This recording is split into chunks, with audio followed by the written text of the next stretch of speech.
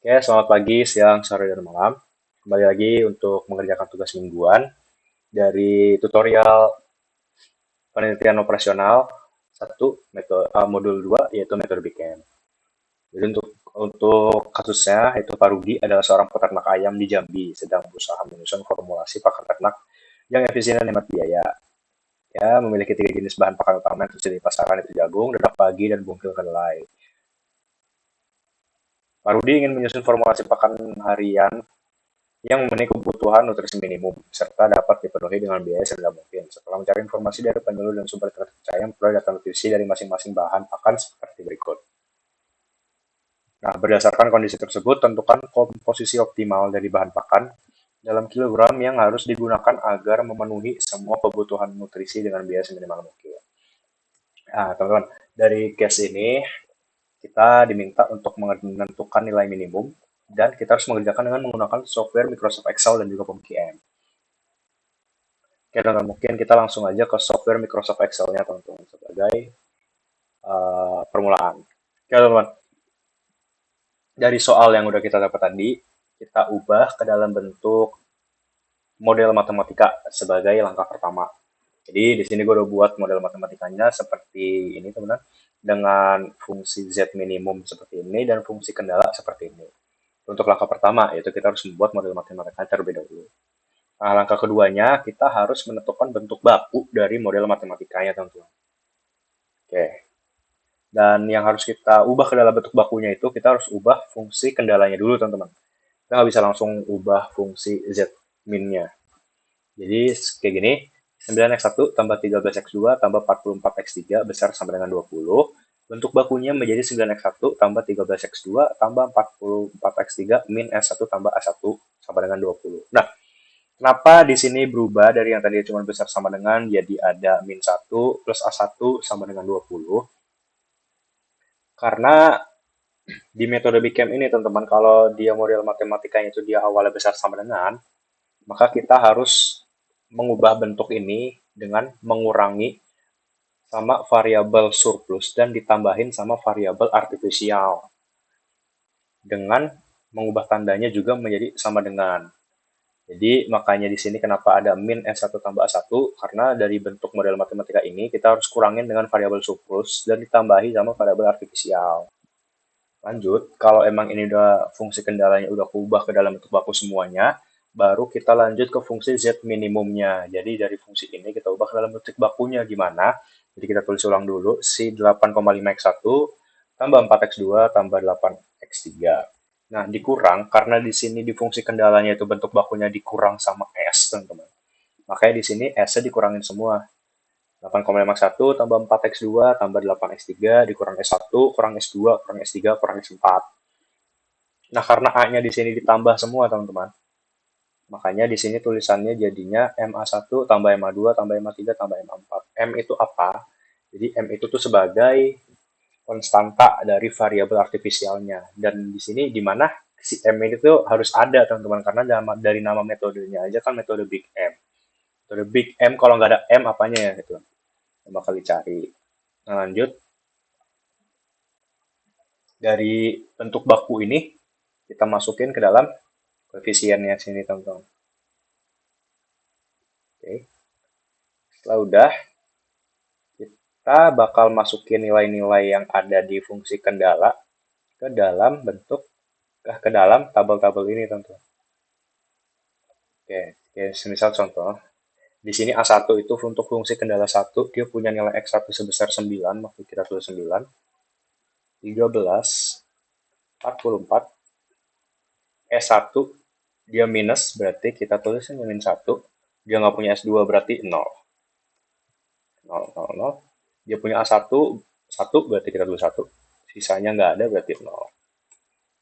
Dengan solusi 20. Oke, kita tulis juga untuk fungsi kendala yang kedua. Sampai ke 4. Oke, teman-teman, setelah kita udah masukin si fungsi kendala ke dalam bentuk ke dalam tabel-tabel ini, yang harus kita lakuin selanjutnya yaitu kita harus nyari nilai ZJ. Nah, ZJ ini gimana nyarinya? Yaitu merupakan hasil tambah dari perkalian, teman-teman. Misal nih, ini dikali ini, ditambah ini dikali ini, tambah ini kali ini, tambah ini kali ini. Contoh, kita buat terus contoh di sini aja ya, buat perhitungan.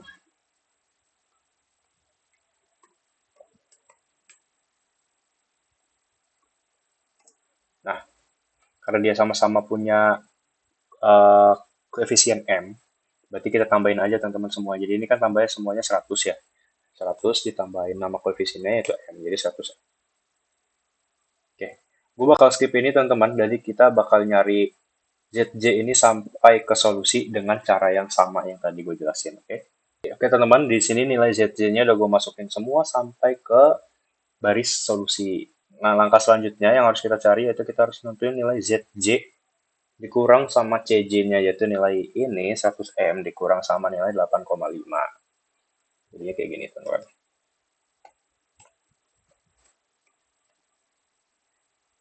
Nah, jadi kayak gitu.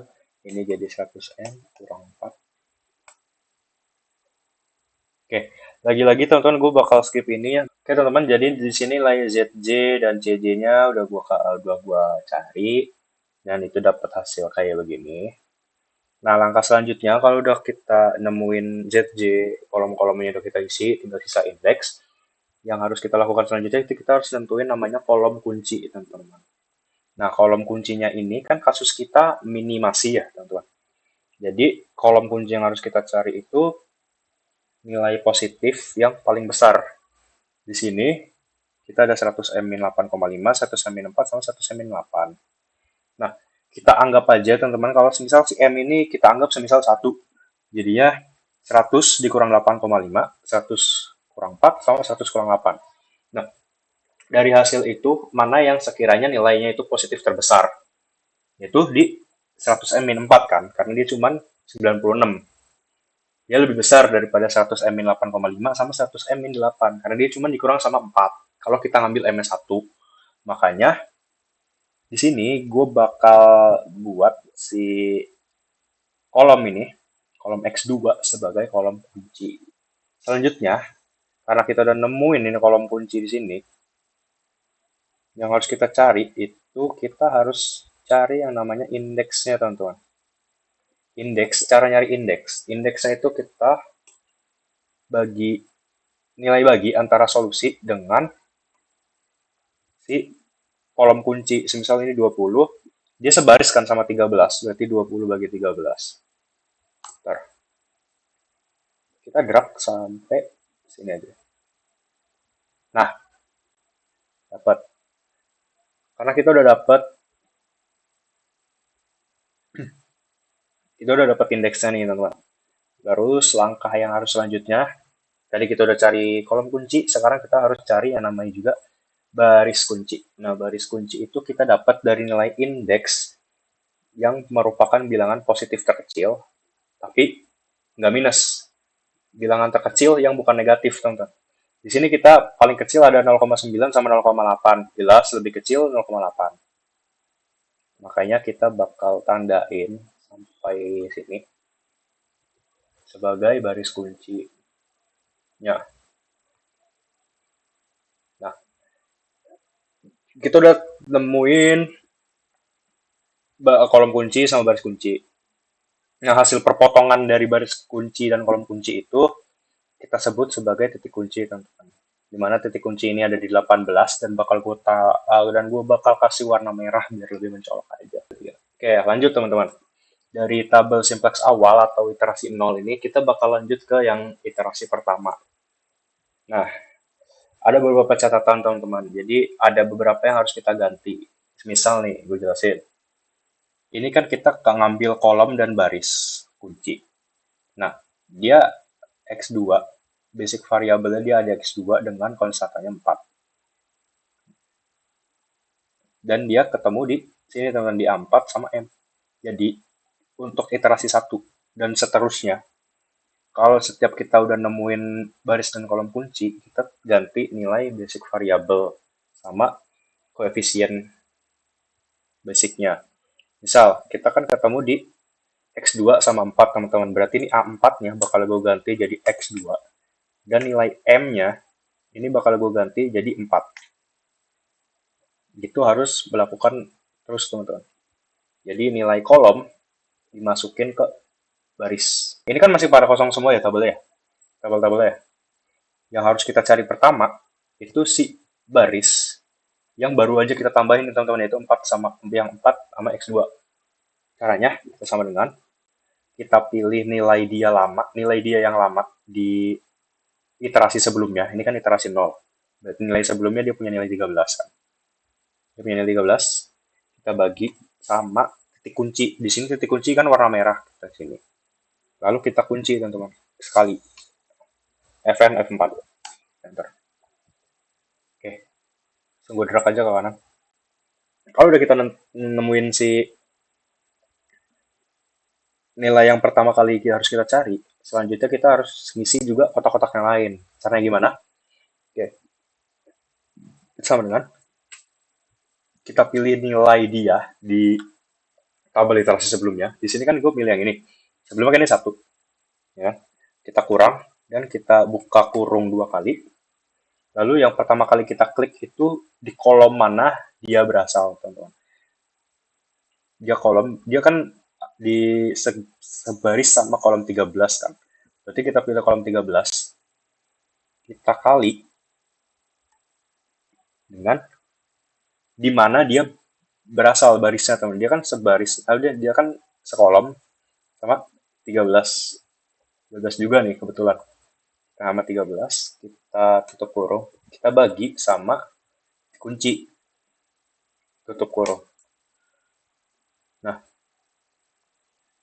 untuk nilai kolom baris dan titik kuncinya itu di sini yang untuk kolom kita kunci sebanyak 3 kali. Klik Fn F4, 2, 3. Sini 2 kali, 1, 2. Sekali, 1. Enter.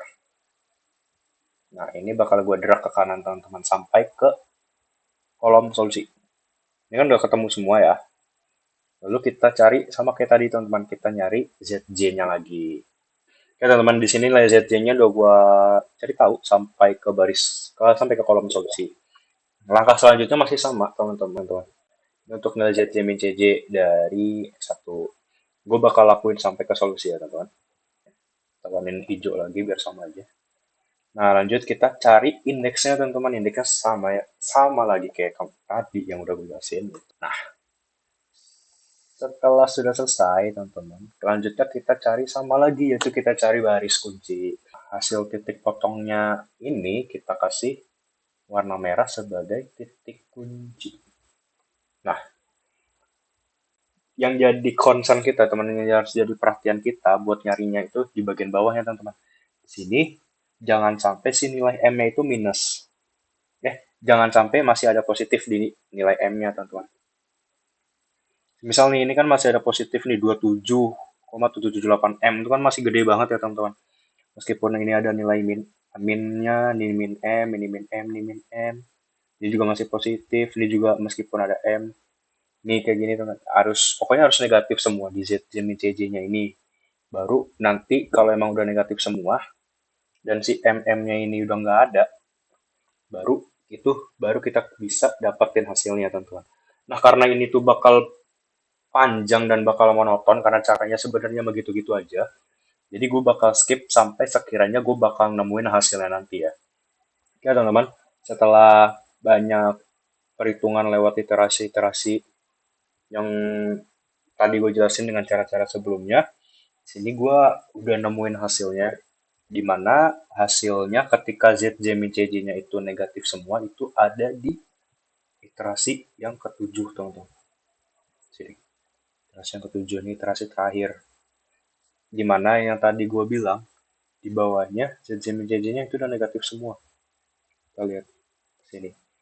Satu dia udah negatif, X3-nya negatif, S3-nya negatif, ini min M, 1,333 min M. Nah, mungkin ini kan yang 1,333 ini kan positif. Kenapa bisa gue bilang negatif? Kan kita di metode Bcam itu kan analoginya kalau nilai M-nya itu tuh nilai yang sangat-sangat besar, teman-teman.